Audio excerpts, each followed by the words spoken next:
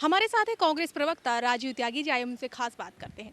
Sir, आम budget पेश होने वाला है, क्या कहा जाए, चुनाव से पहले आम बजट की तारीखें आना, क्या ये चुनाव एक लॉलीपॉप की तरह तो नहीं है जनता के लिए? देखिए, भारतीय जनता पार्टी जब से बजट प्रस्तुत कर रही है तो देश की जनता को लॉलीपॉप ही दे रही है, और लॉलीपॉप भी ऐसा है जो मीठा नहीं है, कड़वा लॉलीपॉप है।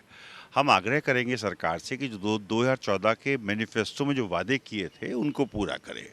किसान को समर्थन मूल्य बेहतर मिलना चाहिए, किसान को सब्सिडी बेहतर मिलनी चाहिए। इस बजट में सब्सिडी का प्रावधान हो किसान के लिए, क्योंकि पूरे देश में नोटबंदी के बाद सबसे ज़्यादा किसान प्रभावित हुआ है। नौजवान का रोजगार कैसे बेहतर हो, क्योंकि श्रम ब्यूरो के जो आंकड़े हैं उनके हिसाब से पूरे देश में 2016 में कुल 1,40,000 नौजवानों को रोजगार दिया गया, जो चिंता का विषय है। किसान और नौजवान को बेहतर जीवन मिले इस बजट में, उनको रोजगार मिले, बढ़िया दाम मिले, बढ़िया सब्सिडी मिले, तभी जाकर के बजट सकारात्मक होगा, पहली बात। दूसरी बात जो बहुत महत्वपूर्ण है, इस बजट से हम उम्मीद करते हैं कि जो मिडिल क्लास है उसको इनकम टैक्स की जो लिमिट है उसमें बिल्कुल बेहतर चीज़ें मिलेंगी। क्योंकि भारतीय जनता पार्टी ने कहा था, स्वयं जेटली जी ने कहा था कि 5 लाख की लिमिट होनी चाहिए विदाउट टैक्स। तो क्या भारतीय जनता पार्टी इसको करेगी?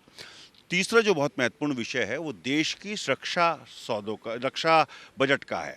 रक्षा बजट में जिस तरह से भारतीय जनता पार्टी कटौती कर रही है, कटौती इसलिए मैंने शब्द इस्तेमाल किया कि जो ग्रोथ होनी चाहिए रक्षा बजट की 62 के बाद, पिछली बार ऐसा बजट था जिसमें 62 के बाद प्रतिशत में ग्रोथ जो थी वो बहुत कम थी रक्षा बजट में।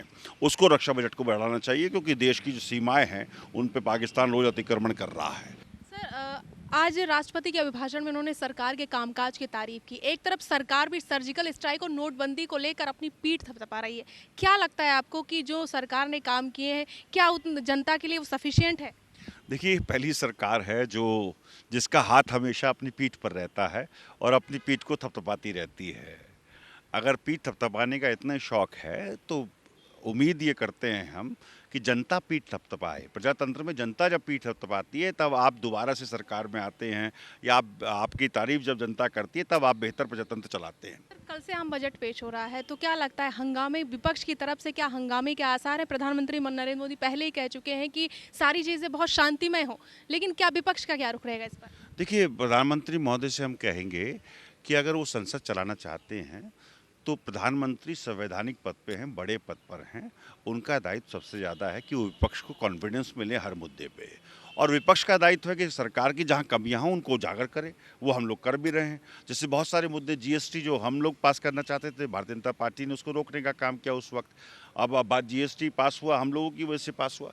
तो हम ये कहेंगे कि सरकार की जिम्मेदारी ज़्यादा है संसद चलाने की बनिस्बत विपक्ष की।